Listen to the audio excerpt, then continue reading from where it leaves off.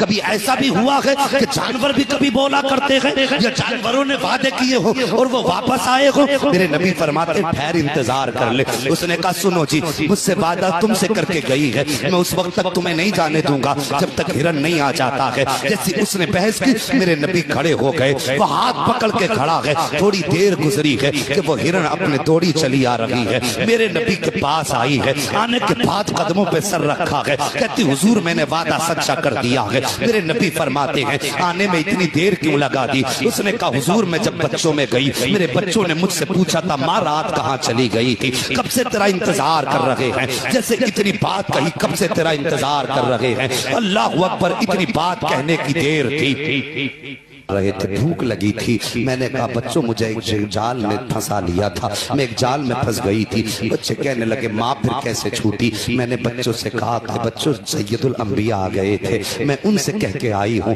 بچوں نے کہا تھا ماں کیا پھر واپس جانا ہے؟ میں نے کہا ہاں بچوں، میں نے نبیوں کے سردار سے واپس وعدہ کیا ہے، مجھے واپس جانا پڑے گا۔ جیسے اتنی بات ہرن نے کہی بچوں سے، بچے ماں کے قدموں سے لپٹ جاتے ہیں۔ ہرن کہتی حضور میرے بچے مجھے آنے نہیں دے رہے تھے، کوئی بچہ آگے سے آ رہا تھا، ایک بچہ پیچھے سے پیروں میں اٹک جاتا تھا، کہتا تھا ماں چھوڑ کے نہ جا۔ بچے ہرن کہتی ہے آقا بڑی مشکلوں سے بچوں کو سمجھا کے آئی ہوں۔ میرے نبی نے اتنا سنا نبوت والی آنکھیں برسنے لگ جاتی۔